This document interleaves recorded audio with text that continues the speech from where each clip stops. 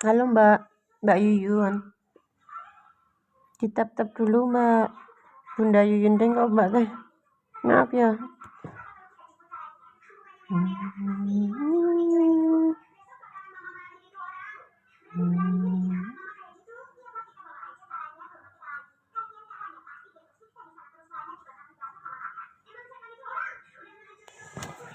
Aku nanti mau jelasin ini ya teman-teman semuanya. Boleh tap-tap dulu layarnya. Boleh di-share. Ya, terima kasih banyak ya.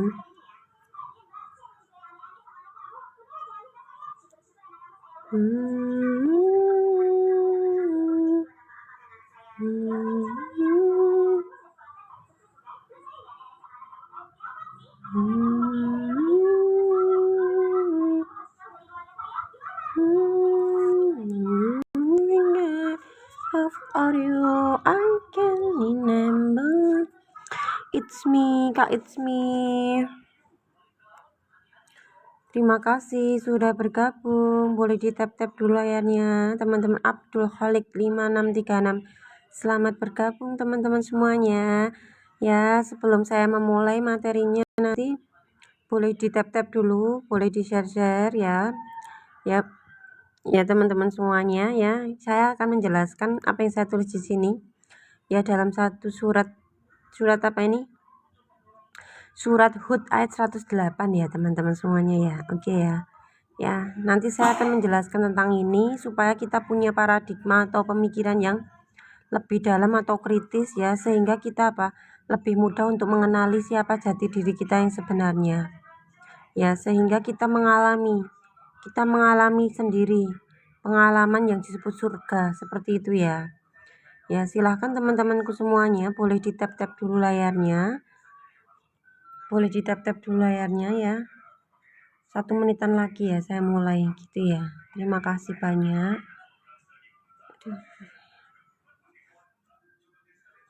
Ya, silahkan di tap-tap lainnya. Teman-teman dari mana? Kota mana semua ini? Dari kota mana teman-temanku semuanya? Dari kota mana? Kak Cinta Sarnedi.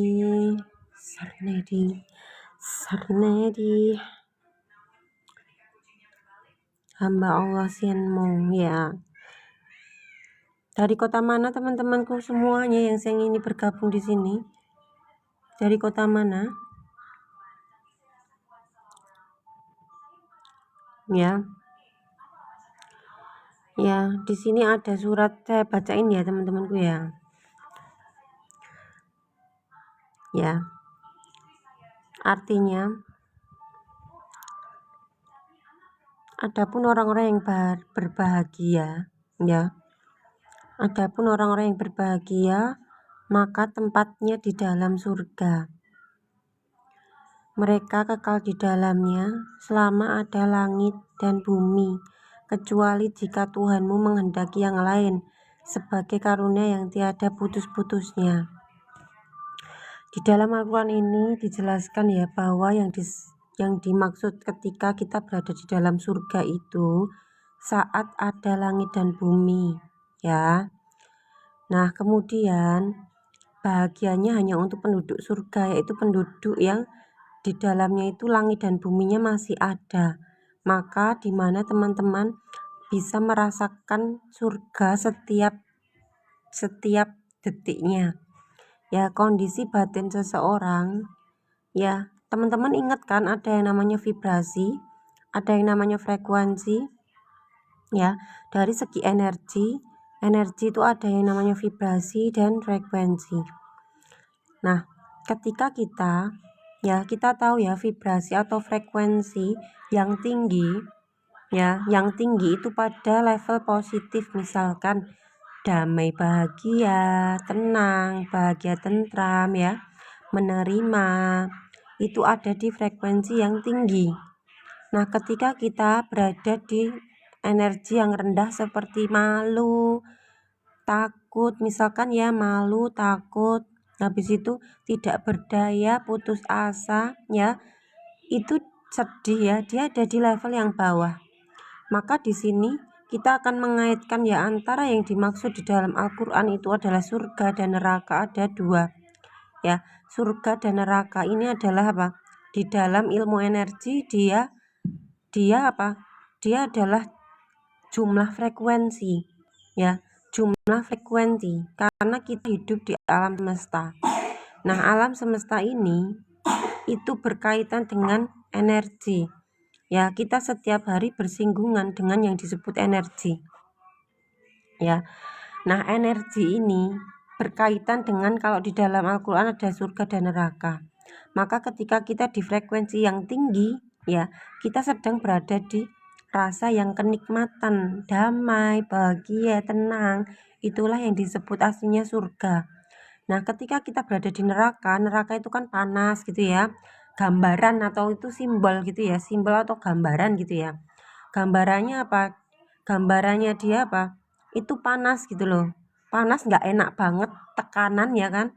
Nah, ketika kita pada fase ya, ketika kita pada fase tekanan batin, kita punya luka-luka batin gitu misalkan ya, atau kita itu nggak enakan orangnya, atau yang di ilmu psikologi namanya apa, people pleaser ya, orang yang nggak enakan. Ini saya akan kaitkan antara Al-Quran dengan ilmu psikologi atau ilmu kejiwaan ya. Ya, jadi di sini karena saya mengulik-ngulik terkait dengan ilmu kejiwaan, terkait dengan pengalaman hidup saya, terkait dengan jiwa, terkait dengan membongkari pikiran bawah sadar seseorang, maka saya akan mengkaitkan dengan ayat Al-Quran ya, karena ini sangat berkaitan sekali. Yang disebut surga di sini ya, surga di sini adalah kondisi. Kalau di dalam ilmu kejiwaan ya, surga dan neraka ini adalah kondisi apa? Kondisi batin, kondisi kebatinan atau kejiwaan seseorang. Karena letak jiwa itu ada di pikiran bawah sadar dia, yang mempengaruhi tubuh fisik dia dan rasa atau emosi. Nah, ketika kita berada di frekuensi yang tinggi, maka kita sedang berada di rasa yang tenang, damai, bahagia, berlimpah, dan lain-lain. Itulah surganya, surga batin. Nah, ketika kita dalam keadaan yang tertekan, kita nggak enakan itu dalam ilmu psikologi namanya people pleaser. Nah, orang yang kena people pleaser ini, dia nggak enakan. Kenapa, teman-teman semuanya? Kenapa seseorang ya ketika dewasa dia bisa tumbuh menjadi orang yang nggak enakan atau people pleaser? Karena apa? Karena waktu kecil ya, seorang anak ini yang tumbuhnya harusnya bahagia, harusnya dia itu penuh perlindungan ya, tapi tidak, dia apa? Diliputi rasa tidak aman dari keluarganya. Rasa tidak aman, habis itu dibandingkan ya sama anak-anak yang lainnya, dia dipermalukan misalkan ya. Maka yang terjadi apa? Dia tidak bisa merasakan seorang anak yang dilindungi, merasa dia tidak divalidasi. Seorang anak yang tumbuh dengan apa? Ketika dia waktu kecil ya nggak pernah diapresiasi ya, dia itu selalu dituntut untuk lebih terus ya. Anak kecil yang selalu dituntut untuk terus berprestasi, harus ini itu ya, dan nggak pernah sedikit pun dia itu diberikan apresiasi bahwa kamu hebat loh ya, kamu berharga loh, nggak pernah ada sama sekali. Maka seorang anak ini akan bertumbuh dewasa menjadi anak yang seorang dewasa yang apa? People pleaser. Dia itu selalu bahagiain orang lain ya, bahagiain orang lain. Karena apa? Karena dia memang butuh validasi tanpa disadari. Makanya tanpa disadari ini masuknya ke dalam pikiran bawah sadar. Nah, ke dalam pikiran bawah sadar dia yang akhirnya mengendalikan dia untuk berperilaku. Perilakunya apa? Berperilaku tidak enakan. Dia harus berjuang untuk melakukan yang terbaik untuk orang lain. Ketika apa? Dia supaya pengen dapat validasi ya. dia pengen dapat validasi dari orang lain bahwa dia itu hebat, loh aku hebat gitu ya, karena anak kecil dia itu terluka dan dia nggak sadar bahwa anak kecil dalam dirinya itu sedang terluka ya. Makanya kenapa ini yang disebut dengan ilmu ilmu jiwa, ilmu psikologi ya. Ilmu psikologi, ilmu jiwa ini berkaitan dengan apa? Berkaitan dengan perilaku manusia, berperilakunya manusia ya. Jadi satu perilaku manusia itu punya runtutan ya. Satu cara pandang seseorang itu punya data di belakangnya.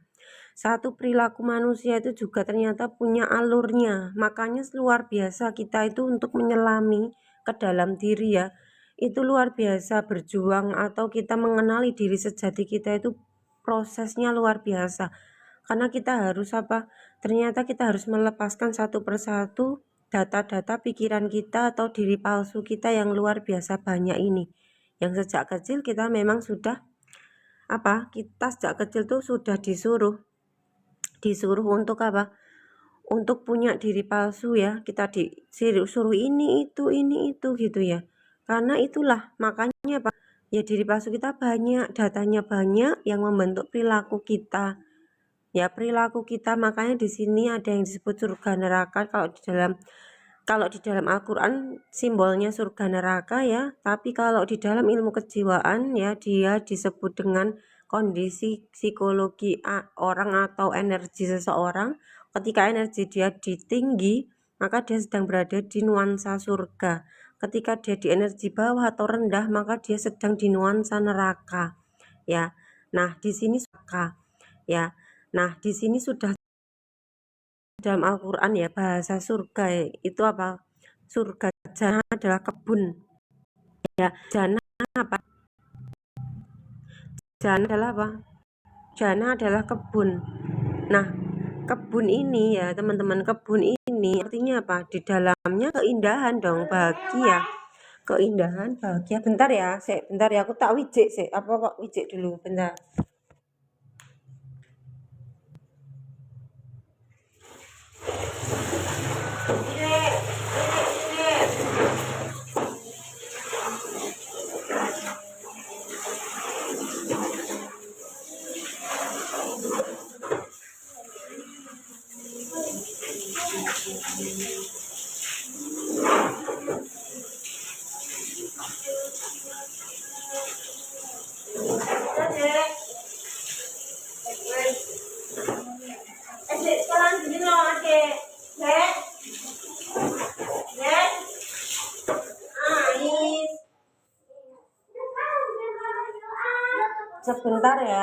Sebentar ya, aku jalan dulu nih. Saya mau tanya dulu, udah paham belum sampai di sini? Paham? Sudah paham belum? Boleh diketik di kolom komentar. Teman-teman yang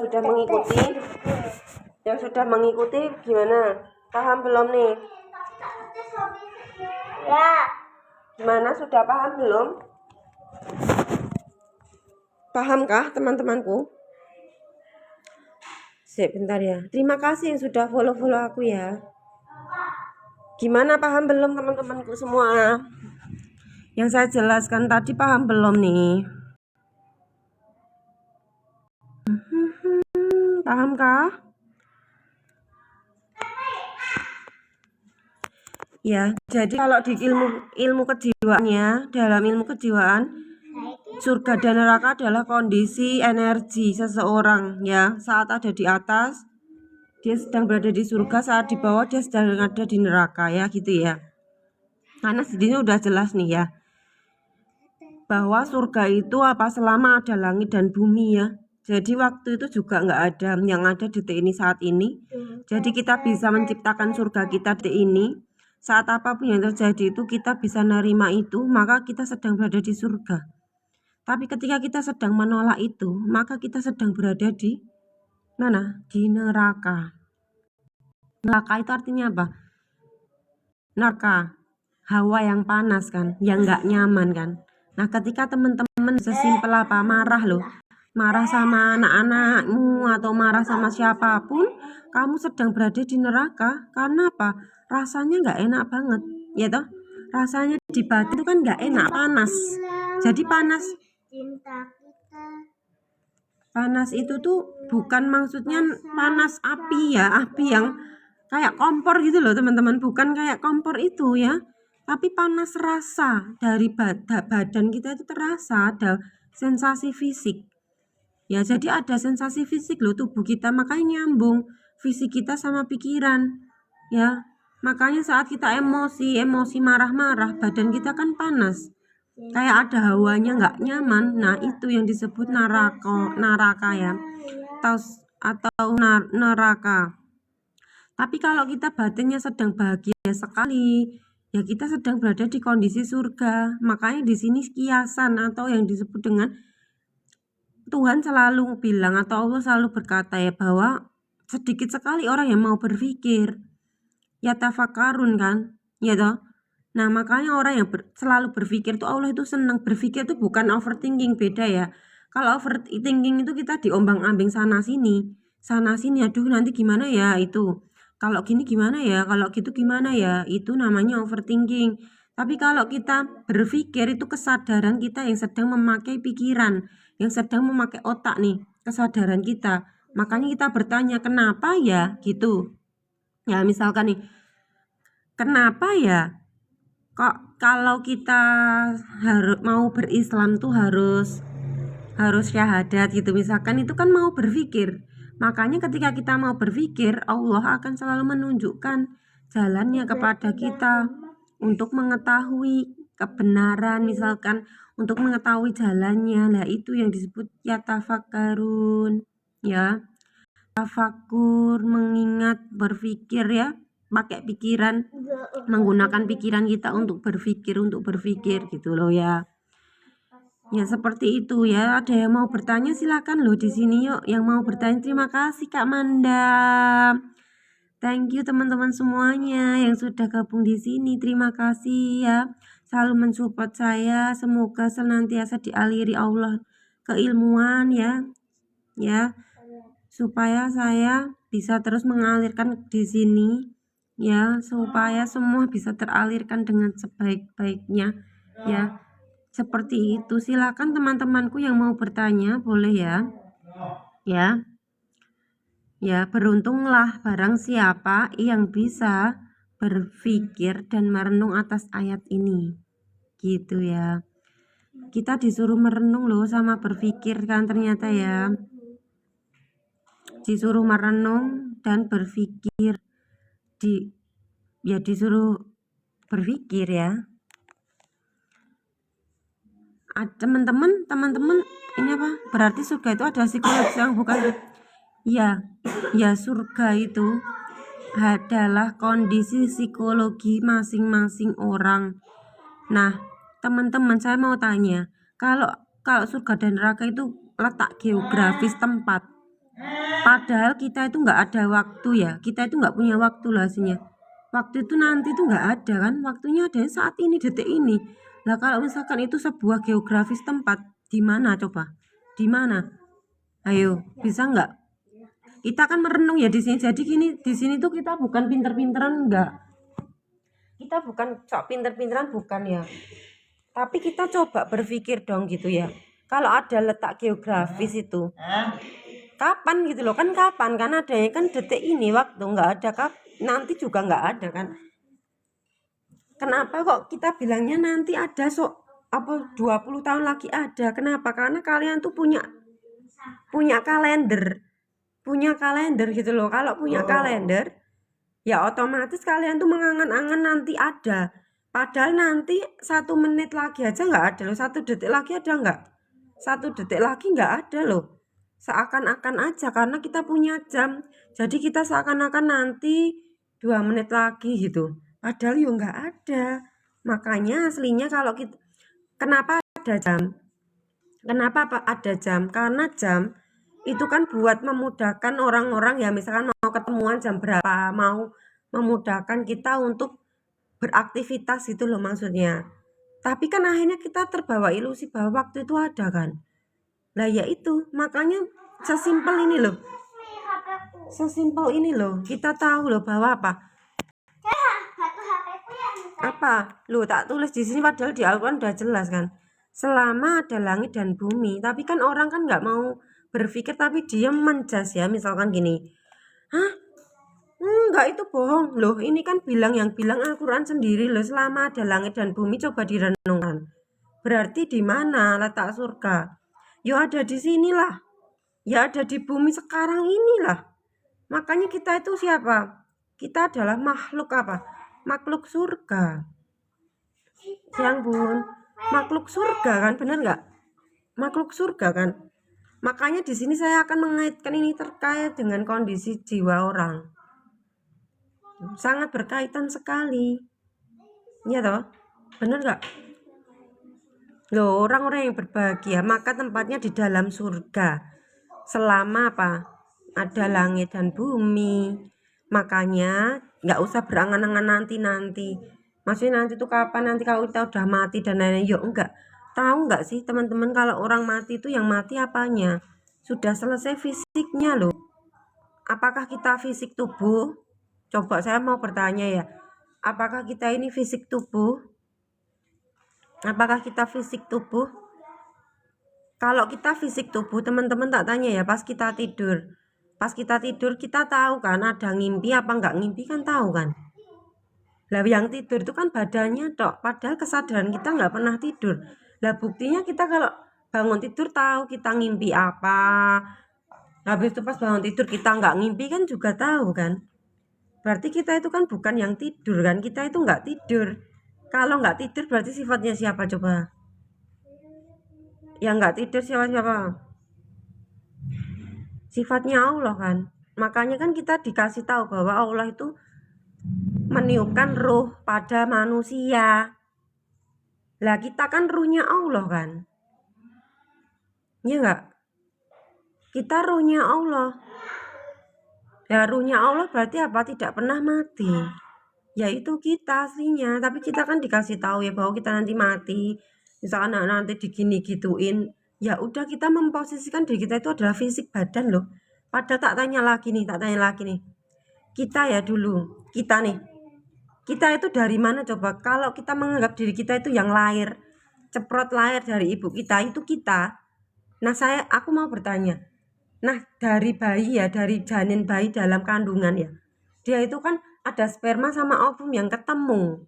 Lah, sedangkan ovum sama sperma itu kan hidup kan? Berarti itu kan apa? Itu energi yang hidup loh. Dari dulu kita itu udah hidup terus. Energi itu menyatu, jadilah janin.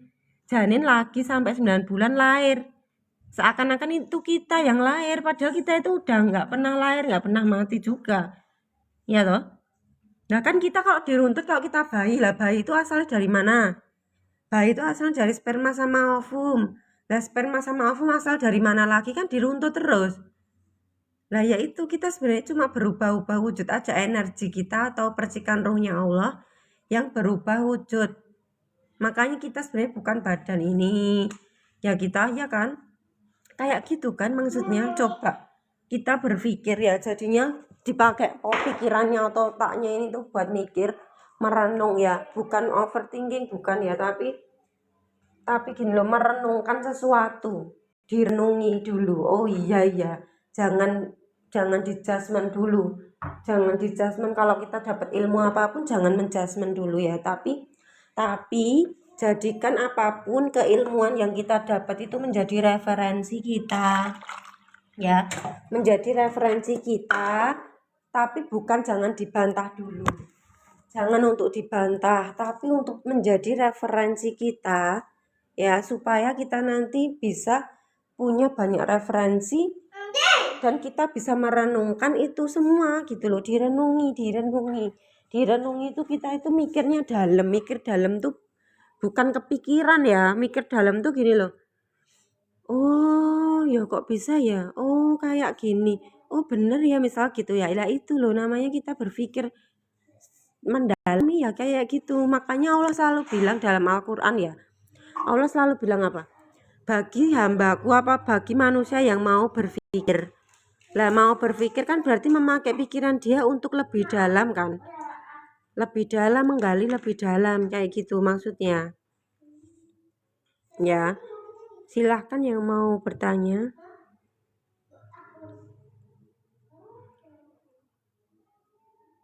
Gitu ya. Karena kita sudah diangan-angani terus dari dulu. Ya diangan-angani apa? Diangan nanti gitu loh. Misalkan kita mau beribadah juga biar dapat pahala gitu ya. Padahal di mana letaknya pahala? Pahala itu apa sih? Tahu nggak pahala apa? Dalam belum. Apa itu pahala? Aduh. Pahala itu apa sih sebenarnya? Bukan sesuatu. Nanti dulu no dek. Maaf keundang kak. Maaf keundang. Sebentar, waduh lagi asik banget ya teman-teman. Di mana jajannya? Di mana? Jajannya di mana dek? Aduh. Yo. Aku sambil jalan nggak apa-apa ya teman-temanku ya. Karena aku minta jajan ya. Ya pahala itu apa? Pahala itu aslinya rasa loh. Rasa dalam batin kita itu pas misalkan ngasih orang kita itu bisa alhamdulillah itu kan pahala. Jadi pahala itu bukan sesuatu yang muluk-muluk, maksudnya muluk-muluk nanti ditabung enggak kayak gitu. Ya bukan begitu ya. Makanya jangan mengangan-angan, berangan-angan. Maksudnya berangan-angan itu apa? Berbuat baik biar ini, biar itu. Kayak gitu loh maksudnya ya. Ya, supaya kita apa? Lebih ringan, nggak punya ilusi akan nanti kan nggak ada nanti. Adanya kapan? Oh, detik ini dong. Ya nggak? Aku sambil naik sepeda ya, jadi ini nanti ber gitu loh, ber gitu. ber. Nggak apa-apa ya, silakan yang bertanya-tanya, ayo. Aku sambil naik sepeda motor ya. Aku sambil jajan dulu. Berapa menit ya? 3 menit 3 menit nih. Jangan berbuat baik mengharap pahala ya, pahala kan. Saya tak jelas ya. Asik banget ya. Aku lagi numpak pit loh aku. Yeah.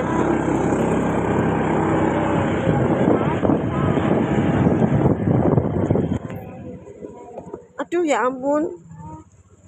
Oh, teman-teman aku baru naik sepeda motor aku.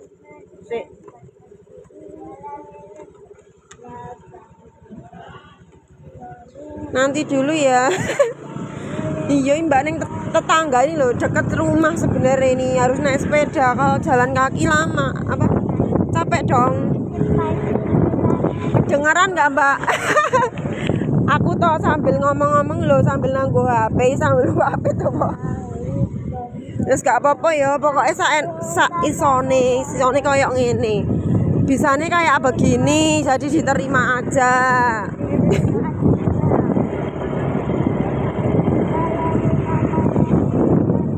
Silahkan yang mau bertanya-tanya boleh silahkan.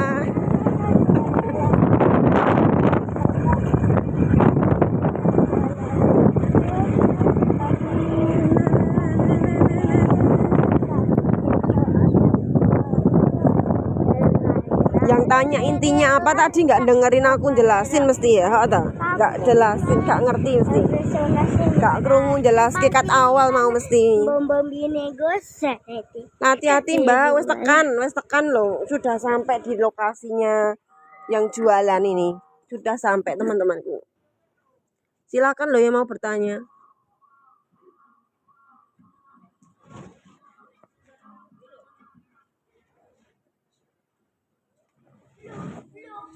Maaf telat mbak, iya makanya telat toh, ditap-tap se layare sing akeh ben semangat 45. Ayo Mi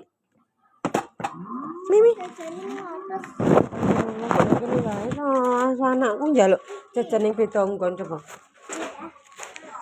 jan sik akhirnya jadi ora batal. Pinten mas? Silit ya, sabar, aku lagi jajan nih. Saya sedang jajan dulu ya, di tap-tap dulu layarnya. Nanti yang bertanya, yang mau bertanya silakan, tak jawab di sini. Aku tak numpak pit sik sejilit ya. Ganti nggon, jaluk ganti nggon nih. Dek ini dek. Salah loh. Ya, aku tak jelas kene. Stay di sini, di tap-tap layarnya dulu semuanya, sing semangat bareng-bareng ya.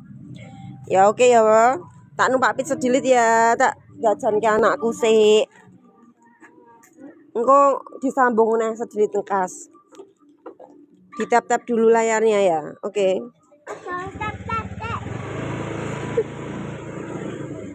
Ya silahkan yang mau bertanya boleh ditulis di sini. Nanti saya akan menjawab pertanyaan teman-teman semuanya. Aku. Iya.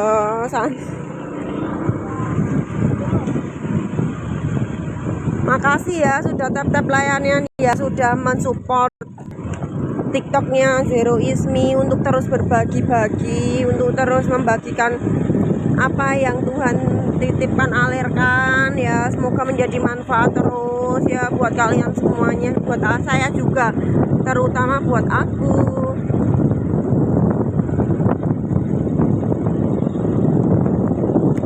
Dan tanya-tanya boleh loh, tap-tap dulu layarnya.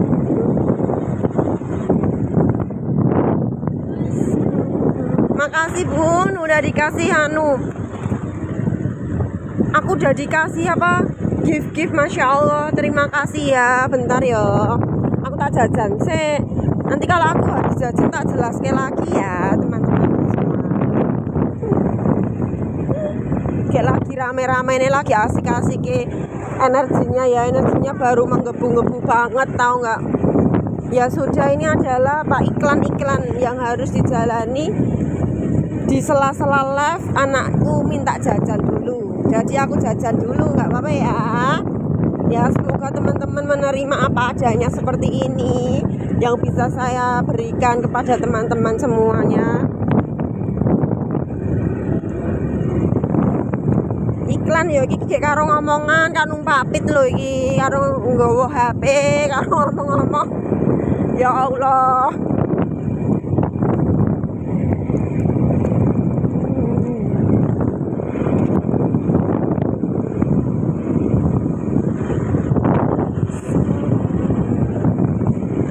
Silakan lo yang mau bertanya ya, silakan. Saya di tap-tap saya layarnya, di tap-tap dulu layarnya, di share, di komen, dikasih gift juga boleh banget. Udah sampai lo, udah sampai wong dodol, wong dodol wis tekan. Silakan yang mau bertanya. Itu intinya surga adalah apa? Ayo Tami, nggak apa-apa. Surga apa? Kondisi fisiologis, kondisi batin atau energi tubuh kita ya, energi dalam tubuh kita nih gitu ya. Yang mau tanya silakan. Waalaikumsalam. Ayo Mbak.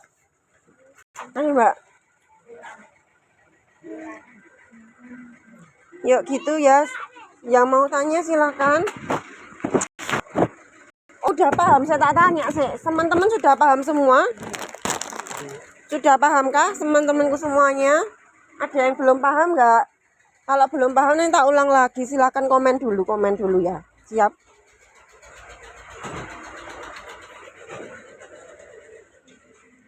Silakan. Yang belum paham boleh komen dulu. Nanti saya akan mengulangi lagi ya. Mengulang apa? Materinya ini yang saya jelaskan di sini.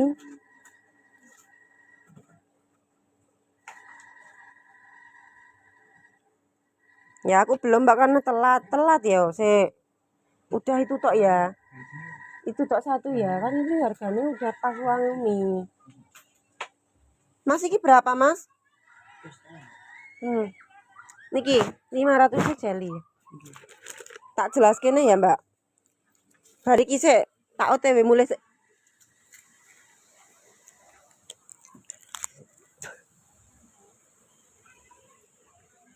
ya, saya tidak sabar. Tak OTW sih ya. OTW ning omahku sih. Mbak Pit.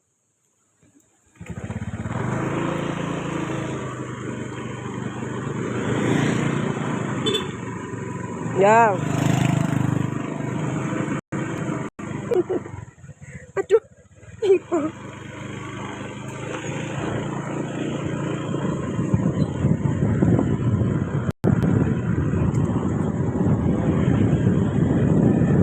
Sebentar ya, tap-tap dulu layarnya. Nanti saya akan menjelaskan lagi, tak ulang-ulang lagi. Bentar ya, biar aku fokus sampai rumah dulu. Ya, aku ya. 1 menit lagi sampai rumah. 1 menit lagi aku sampai rumah.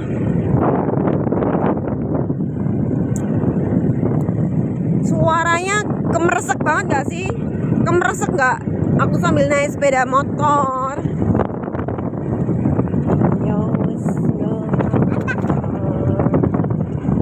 Bentar ya.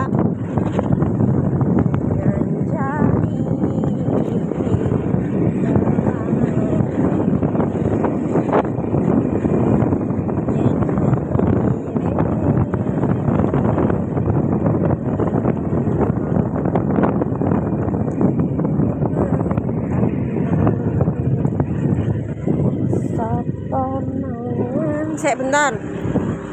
Makasih ya sudah dibagi-bagikan. Terima kasih sudah di tap-tap layarnya. Terima kasih sudah sudah follow saya. Yang belum follow silahkan di follow dulu ya.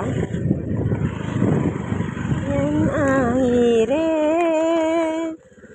gue pilih Dek tekan omah wisan. Ya Allah, alhamdulillahirrahmanirrahim. Teman-temanku semuanya sudah sampai di rumah, teman-teman. Terima kasih banyak sudah setia menanti di sini. Terima kasih. Saya mau jelasin lagi, ya Mbak. Di sini kan dijelaskan ya. Saat ada surga di mana? Saat ada langit dan bumi. Berarti langit dan bumi ada di mana? Ya saat ini dong. Sekarang. Makanya di dalam Al-Quran itu bahasanya kiasan. Kiasan itu apa? Kita harus menggali lebih dalam. Makanya kan bahasa Al-Quran itu bahasa yang sangat sastra. Teman-teman kalau belajar ilmu sastra, ya ilmu bahasa Indonesia sastra, kalian akan paham itu dalam loh. Jadi nggak bisa kita bilangnya surga gini nanti, nggak ada. Bukan begitu, karena bahasa Al-Quran itu bahasa kiasan, bahasanya indah. Tahu nggak? Bahasa indah itu seperti apa? Bahasa indah itu ya kayak bahasa Indonesia itu puisi yang indah-indah gitu loh. Makanya kita disuruh merenung. Makanya Allah bilang, barang siapa yang mau merenungkan, ya barang siapa yang mau berpikir, disuruh berpikir terus. Suruh berpikir tuh bukan overthinking ya, tapi mendalami gitu loh. Kok bisa gini ya? Didalami sampai kita paham. Makanya bahasa Al-Quran, ya, orang membaca Al-Quran itu pasti setiap orang beda memaknainya. Kenapa bisa begitu? Kenapa setiap orang itu berbeda memaknai Al-Qur'annya? Karena apa? Bahasa Al-Qur'an itu hanya bisa dipahami sesuai dengan kesadaran manusianya. Ya, jadi ketika kesadaran manusianya 20%, dia juga akan memaknai Al-Qur'an 20%. Kalau kesadaran dia 50%, dia akan memaknai Al-Qur'an dengan 50%. Ketika seseorang itu punya kesadaran yang misalkan 100%, dia akan bisa memaknai Al-Qur'an Al-Quran dengan 100% juga sama. Ya makanya bahasa Al-Quran itu mau dibaca itu harus apa? Dapat petunjuk. Jadi Al-Quran itu bukan aslinya itu bukan sewaktu-waktu kita itu bisa baca, enggak.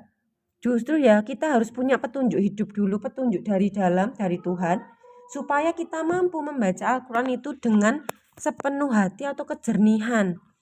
Ya makanya kan kita akan bisa paham Al-Quran kalau apa? Kalau dalam hati kita itu udah ada kejernihannya. Ya. Kita akan lebih dalam paham itu lagi gitu loh ya. Gitu. Makanya kan yang disebut tadarus itu apa? Mempelajari. Darosa, belajar loh. Bukan dibaca berulang-ulang terus sampai khatam, bukan ya. Tapi darosa, tadarus kan dari bahasa darosa. Nah, darosa itu berarti belajar mempelajari Al-Quran. Nah, dipelajari sampai dalam Al-Quran isinya. Dibedah maknanya gimana sih? Kayak begitu ya, luar biasa memang ya. Jadi satu ayat tuh mau diterjemahkan 100 orang, pasti punya pemahaman 100 juga. Karena ya memang pemahaman dari dalam itu yang akan diberikan petunjuk itu dari dalam semuanya ya. Kayak begitu. Maka di sini kondisi batin psikologi ya, inilah frekuensi energi dinaik atas, damai, bahagia, tenang ya, ada di level surga. Kalau kita di level bawah misalkan malu, putus asa, apatis dan lain-lain, dia berada di level di bawah, makanya itu rasanya nggak enak di badan, agak panas, terus badannya itu jantungnya berdebar dan lain-lain. Itu kan sedang merasakan neraka. Makanya surga neraka itu dialami detik ini, saat ini. Makanya kan dikatakan kan, surga sama neraka itu kan batasannya kan seperti apa? Satu helai rambut yang apa? Satu helai rambut yang dibelah jadi 7, bayangin. Itu kan perumpamaan. Tipis kan? Nggak bisa. Kalau kita loh bayangin satu helai rambut ini loh. Itu kalau dibelah 7 itu bisa nggak coba?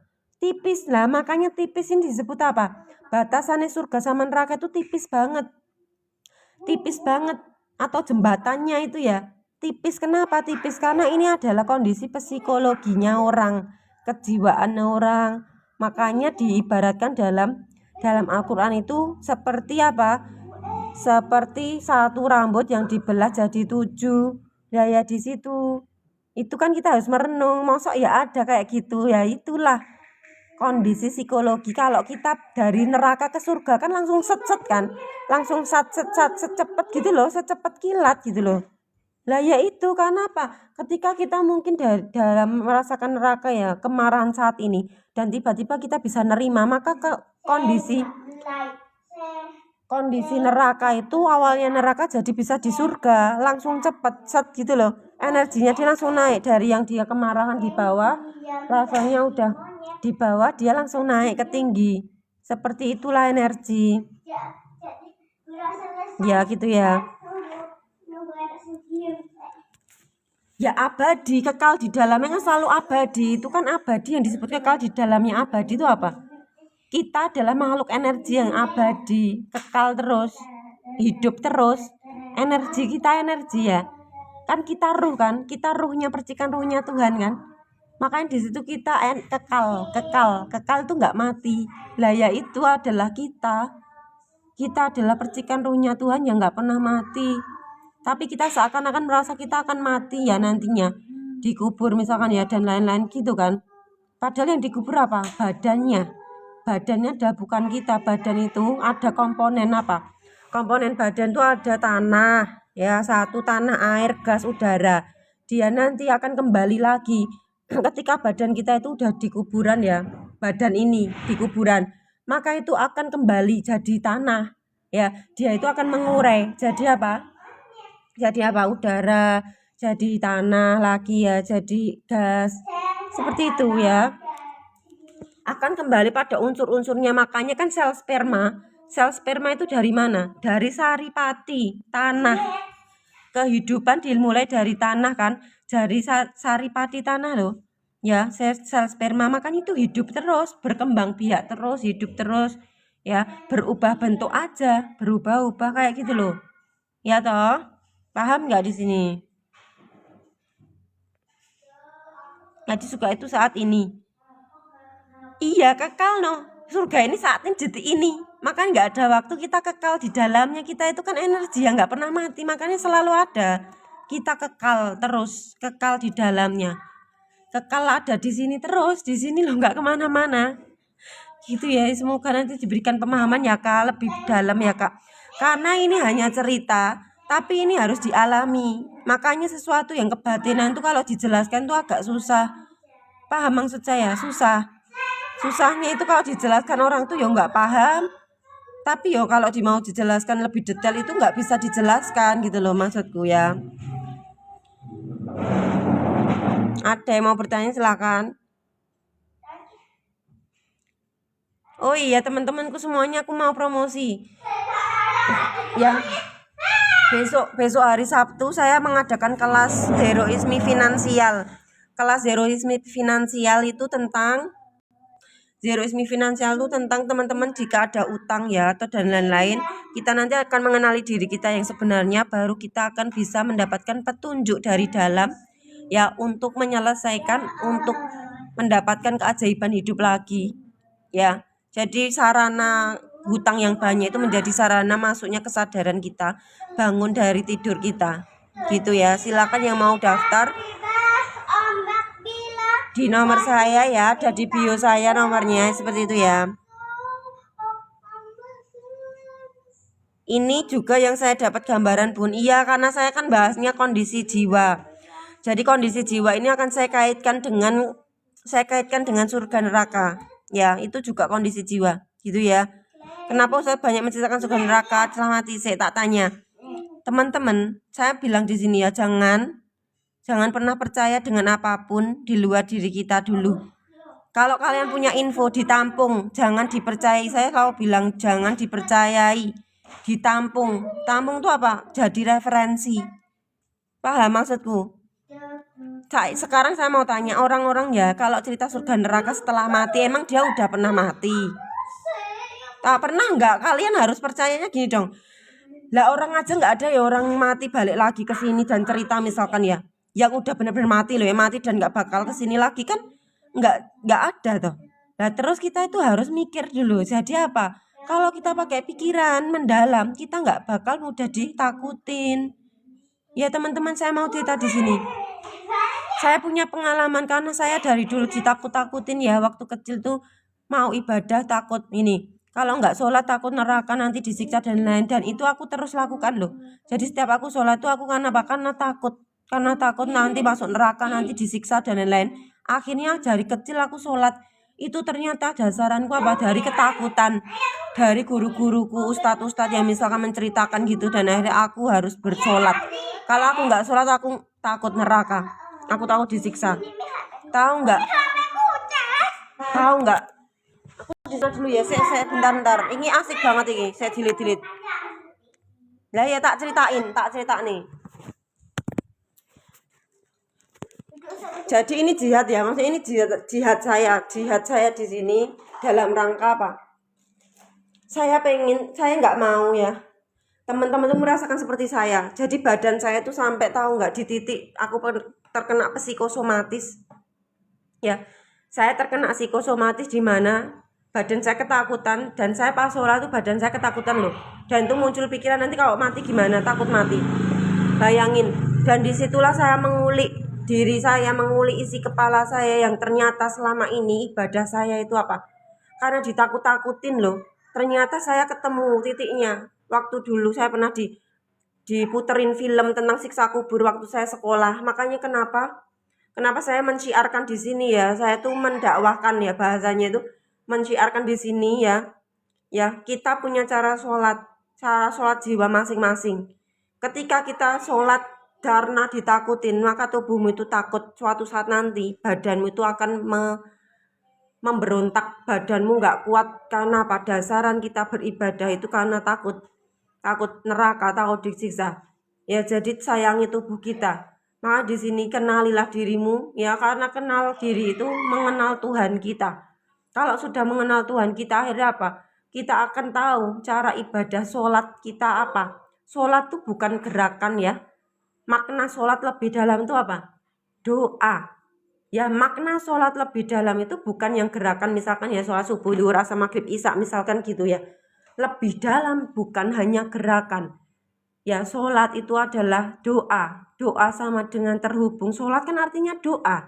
Nah, doa sama dengan terhubung. Ketika kita mengenali diri, masuk ke dalam lagi, kenal siapa Tuhan kita, maka kita akan dialiri cara kita beribadah atau terhubung dengan Tuhan kita. Ya. Nah, terhubungnya ini dengan cara apa? Dengan cara beribadah. Nanti ibadahnya apa? Sesuai dengan jiwa kita masing-masing yang berbeda. Lebih dalam lagi yang dimaksud berdoa atau terhubungnya dengan cara apa? Satu, bisa dengan profesi atau passion kita. Passion, profesi atau kebahagiaan kita letak di mana. Misalkan kita senang banget menjadi pelukis. Kita sedang melukis, itu mindfulness loh.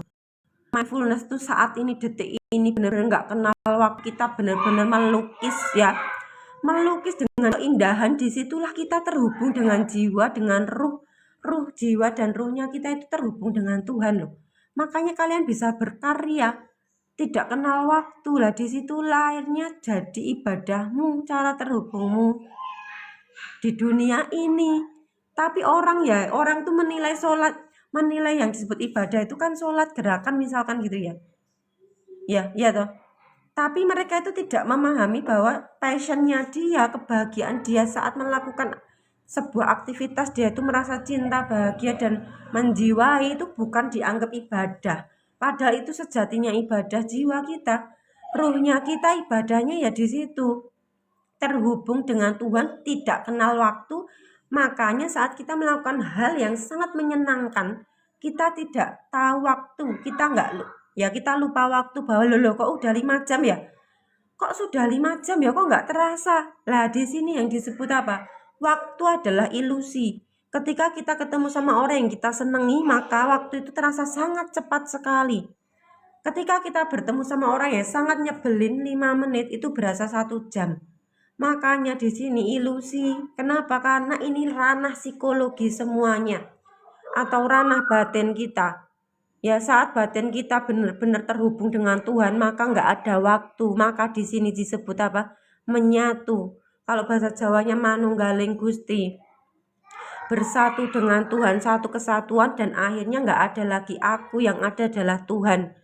Tuhan yang sedang menggunakan tubuh ini, Tuhan yang sedang menggunakan ucapan ini, Tuhan yang sedang melihat pakai mata ini. Kita sudah lepas dari keakuan diri, maka di sini sudah melebur, kita sudah mati. Maksudnya mati apa? Ego udah nggak ada, yang ada hanya dia. Maka kita menjadi pengamat, kita yang hanya tahu ngamatin bahwa ini semua terjadi tiba-tiba kayak spontanitas aja, kayak mengalir dan flow, dan nggak tahu lah. Itulah kita sedang digunakan Tuhan. Tiba-tiba loh, saya juga nggak tahu ya, misalkan saya jelasin ini tadi tuh, saya juga nggak tahu loh materinya apa, tiba-tiba aja buat VT, tiba-tiba aja ya udah aku live, dan tiba-tiba aku juga ngomong kok bisa nyambungin sendiri. Aku juga nggak tahu kenapa aku bisa nyambungin, ya nggak tahu. Jadi aku sendiri di sini belajar ya. Jadi saya menjadi pengamat diri saya sendiri. Saya diberi pengetahuan oleh Allah lewat saya live di sini dan dialiri Tuhan, ini aliran. Jadi saya nggak tahu juga ya tadi mau ngomong apa itu, ya nggak tahu, ngomong-ngomong aja. Terus kayak ya udah kayak paham-paham aja, kok aku tahu ya, kok jadi kayak tahu kayak begini ya, kok bisa nyambungin ini psikologisnya orang misalkan. Terus di frekuensi segini, ini yang disebut surga neraka, habis itu kok ada kaitan-kaitan semuanya, itu nggak tahu, semua tiba-tiba aja. Jadi kenapa saya seneng nge-live di saat waktu saya memang pengen live, karena saya waktunya akan dialiri Allah gitu loh. Saya juga belajar di sini dari aliran Allah itu lewat diri ini, saya belajar. Jadi bukan teman-teman yang belajar ya, aku yang belajar juga di sini. Oh ternyata seperti ini ya, makanya itu dikosongkan ya. Maksudku gini, kosongkan diri kita untuk bisa menerima segala wawasan keilmuan. Supaya apa? Kejernihan itu didapatkan, kita dapat ilmu dari Allah. Tapi kalau kita sudah mengkat sesuatu bahwa yang benar itu kayak gini, kalau kayak gitu salah, itu akhirnya kita sedang menutup diri. Menutup diri itu disebut apa? Menutup diri disebut apa? Menutup diri itu yang disebut kafir. Kafir itu apa? Tertutup kan. Yang dimaksud kafir itu bukan orang, misalkan bukan orang yang agamanya non-Islam ya. Bukan, tapi kafir itu apa? Orang yang menutupi dirinya. Menutup dirinya untuk mengetahui pengetahuan di luarnya. Dia menutup, dia nggak mau tahu yang lainnya salah, yang bener aku, yang bener kayak gini, kalau kayak gitu ya enggak, itu salah, tidak sesuai. Misalkan tidak sesuai dengan sunnah Nabi, tidak sesuai dengan ini itu sudah menutup, maka itu disebut kafir, menutupi diri. Maka semakin rendah kita ya, merendahkan diri kita, maksudnya kita mengosongkan diri, kita menerima segala keilmuan di luar diri kita ya, kita menampung itu semua. Maka kita akhirnya apa? Dikasih Allah pemahaman, dikasih tahu ya, keilmuannya Allah akan dikasih tahu. Makanya kan kita pura-pura nggak tahu aja, maksudnya itu kalau ada apa-apa kita dengerin mereka, oh iya ya gitu ya. Tapi kalau kita menggurui, misalkan jadi guru, kita menggurui lah, intinya kita menggurui orang, itu akhirnya apa? Nggak dapat keilmuan, ada yang cuma saing-saingan ego ya. Makanya kalau kita dengerin orang, didengarkan dulu. Jadi pendengar itu susah loh, benar loh, mendengarkan itu susah banget. Makanya ketika kita mampu menjadi pendengar yang baik itu keren, dahsyat ya. Ya iya no, berdasarkan Al-Quran no. Lah ini Al-Quran loh. Semuanya Al-Quran, makanya kita merenung. Coba direnungkan dong. Direnungkan no ya, coba. Makanya bahasa Al-Quran itu tuh bahasanya itu tinggi. Paham gak maksudku? Bahasa Al-Quran itu bahasa sastra tinggi. Sastra tinggi. Lah bahasa sastra itu harus dibedah lebih dalam. Jadi nggak bisa kita itu mencerna mentah-mentah, itu nggak bisa. Bahasa Al-Quran itu bahasanya tingkat tinggi loh. Sangat tinggi banget ya. Makanya kalau kita langsung dalam arti langsung percaya membaca itu salah. Harus dibedah dulu sampai dalam. Makanya keilmuannya Al-Quran itu kalau dibedah itu nggak habis-habis. Nggak habis-habis, walaupun ada 114 surat ya, nggak akan habis-habis itu ya. Nggak ada, karena apa? Karena memang luar biasa kesastraan, bahasa sastranya yang sangat tinggi ya. Bahasa sastranya yang sangat tinggi itu harus luar biasa untuk mengetahui makna aslinya gitu loh ya. Begitu banyak sekali, dan kita juga tahu ya bahwa setiap ayat Al-Quran itu kan turun itu kan ada ininya. Nah iya, beda basmalah loh, nggak habis-habis. Bener bayangin, nggak habis-habis kita mau cuma basmalah aja. Wah luar biasa lah. Aku pernah bahas basmalah ya. Aku pernah bahas basmalah di room ini. Lama banget loh, sejaman lebih basmalah dok. Iya makanya kan bahasa Al-Quran tuh yang membaca Al-Quran itu sesuai pemahaman atau kesadaran orang. Jadi kalau kita tanya sama orang, yo salah dong. Tanya sama orang ini bahasanya ini artinya apa? Enggak, yo salah. Harusnya kita yang membaca sendiri dari tuntunan Tuhan. Makanya kalau orang, kita cuma dengerin orang mentafsirkan Al-Quran, ya itu kan dari bahasa dia lagi, mentafsirkan lagi. Makanya nafsirkannya itu dari diri kita masing-masing lewat petunjuknya Allah. Jadi kita bisa membaca Al-Quran. Maka membaca Al-Quran itu bukan dibaca gini ya, bukan dibaca Bismillahirrahmanirrahim, Alhamdulillahirabbil alamin, bukan. Membaca Al-Quran itu maksudnya apa? Membacalah sebelum baca Al-Quran ya. Mendapat petunjuk bimbingan dulu untuk membaca. Jadi saat kita membaca, kita akan mendalam, akan paham sampai akarnya, begitu ya.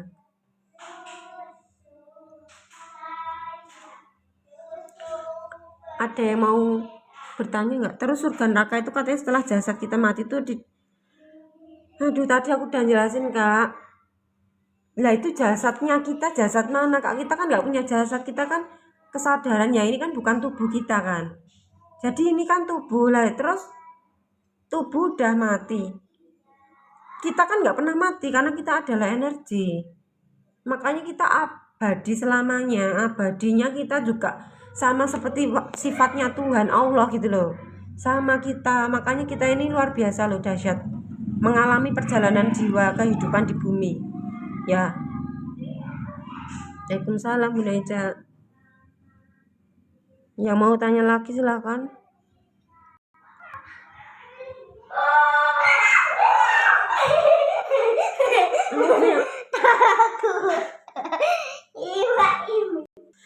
Makanya itu orang itu ruh itu berarti iya no, energi no kak. Ruh kan adalah energi kak. Energi ya, semua energi kak. Jadi kita itu kan ngomong kayak gini tuh kan ngomong seakan-akan, tapi kan ada energi di balik kita ngomong yang akhirnya kita bisa bergerak kan dari energi. Ya.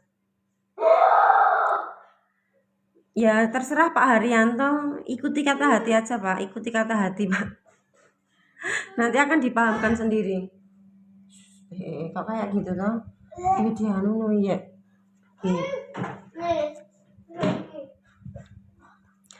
Intinya kita sudah punya caranya kita terhubung dengan Tuhan ya. Kita tahu cara terhubung kita dengan Tuhan itu dengan cara apa? Ya udah, itu adalah ibadah kita. Ya ibadah kita ya. Ya maksudku ya. Ya wes, yo nggak kemana, nggak apa-apa kak, nggak apa-apa no kak. Secara fisik tuh bukan kita mati loh kak, itu kan badannya aja kak, badannya yang mati kak, bukan kitanya energi yang nggak mati kak.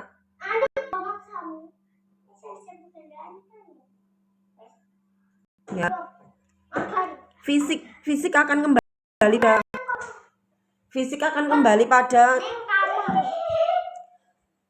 fisik itu akan kembali pada asalnya, jadi bangkai jadi tanah lagi, jadi udara, jadi gas, jadi apa berarti air.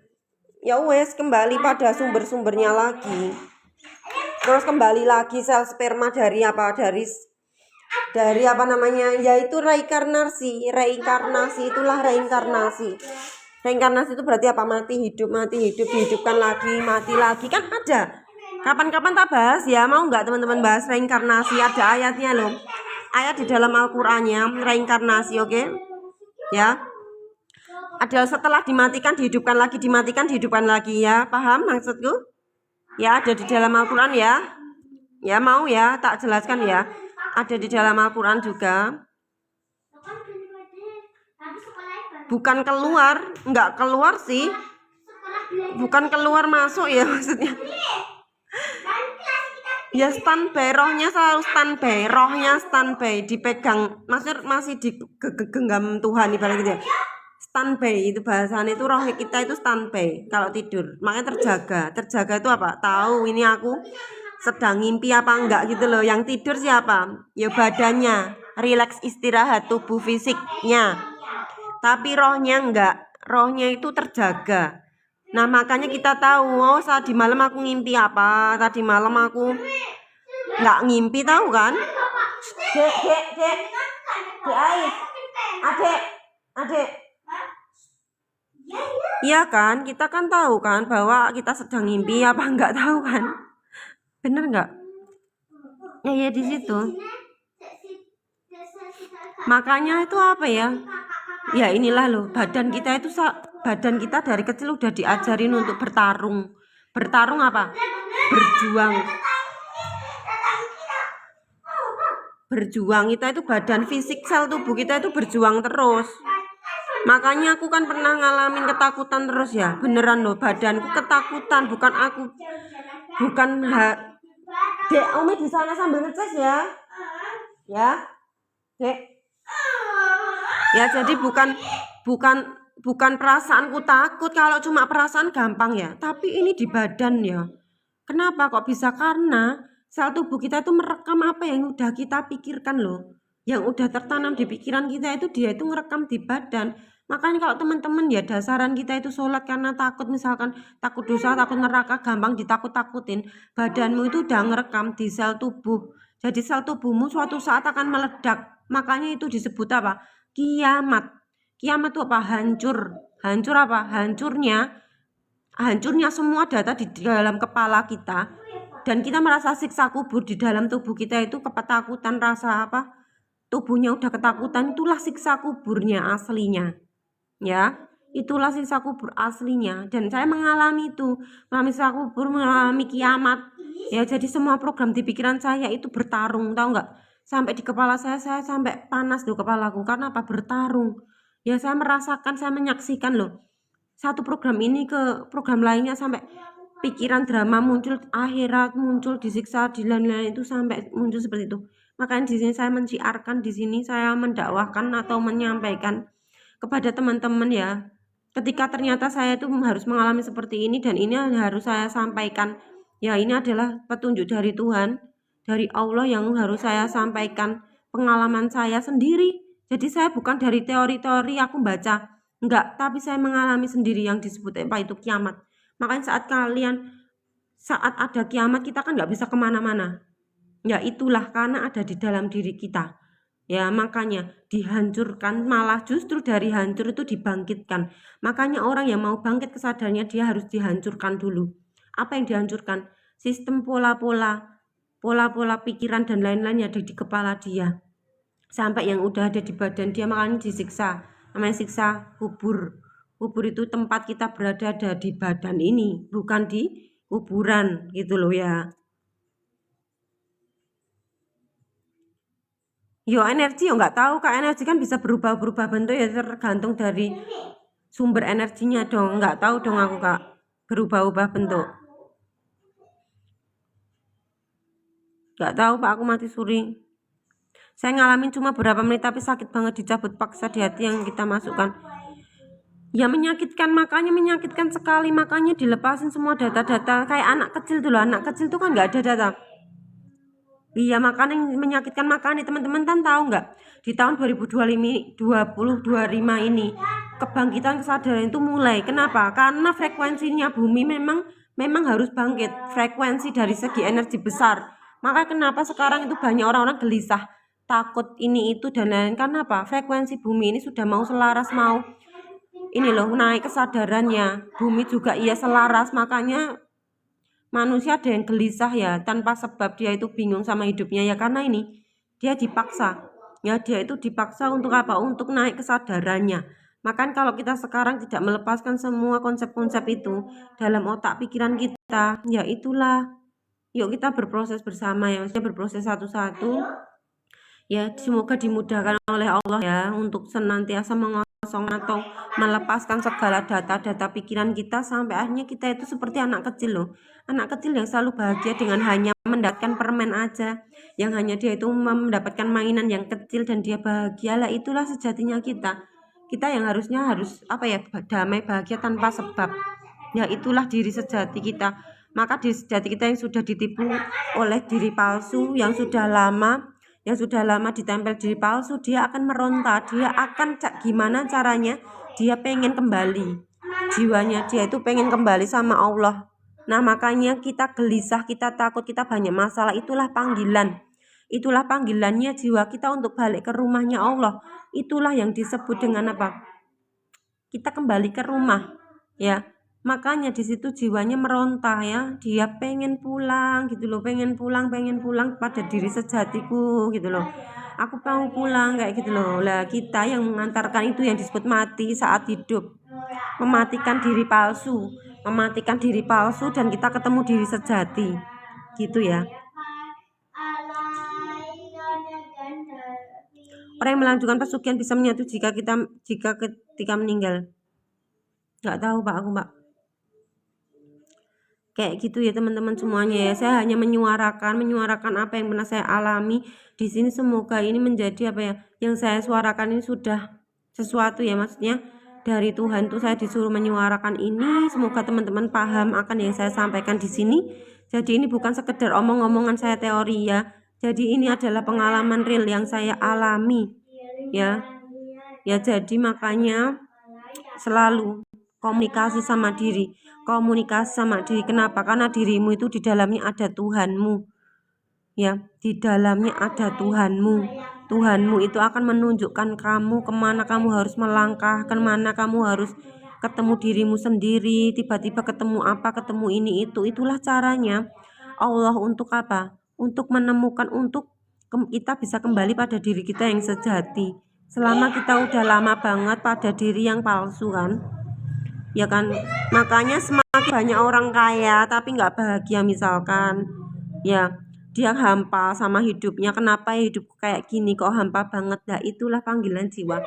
Makanya derita itu adalah jalan pulang, derita adalah cahaya, penderitaan adalah cahaya, jalan pulang, jalan jiwa menuju pulang. Seperti itulah gitu ya teman-temanku semuanya. Aku udah mau live-nya ya di sini. Besok Sabtu saya mengadakan kelas finansial teman-teman ya.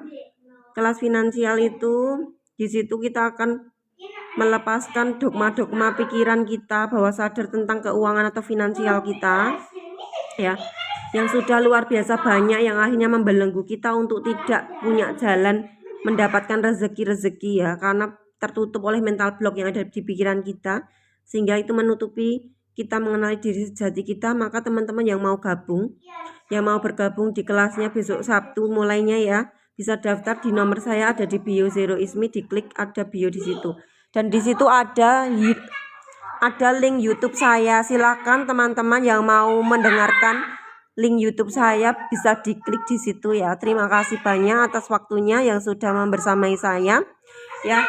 Terima kasih yang sudah menerima aliran-aliran dari Allah ini buat teman-teman semuanya ya. Terima kasih banyak ya. Rahayu buat kalian semuanya, buat kita semuanya, bahagia, damai, sejahtera jiwa raganya. senantiasa menjadi cahaya di alam semesta ini terus-menerus ya, dan dimudahkan untuk menemukan diri sejatinya, supaya kita berada dalam surga atau kedamaian yang abadi dan bisa bersaksi, menyaksikan Tuhan dalam kehidupan kita sehari-hari. Karena syarat kita bisa berserah diri adalah bersaksi. Syaratnya kita Islam atau berserah diri adalah bersaksi. Bersaksi yaitu melihat wajah Tuhan dalam batin kita di kehidupan sehari-hari. Maka hanya orang-orang yang sudah bersyahadat atau bersaksilah yang dia bisa melakukan ibadah.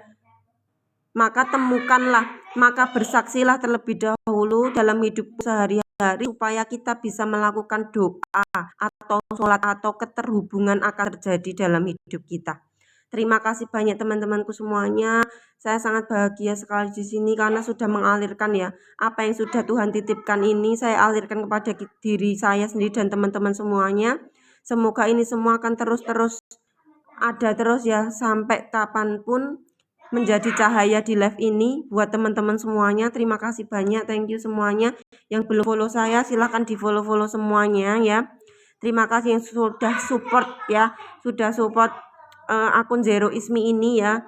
Silahkan bisa dilihat YouTube-nya, silahkan bisa dilihat YouTube-nya. Semoga pengalaman kehidupan yang pernah Tuhan titipkan kepada saya ini menjadi inspirasi, menjadi kemudahan teman-teman untuk berkesadaran lebih naik lagi seperti itu ya, dan ketemu Tuhanmu masing-masing yang ada dalam dirimu. Terima kasih banyak. Assalamualaikum warahmatullahi wabarakatuh.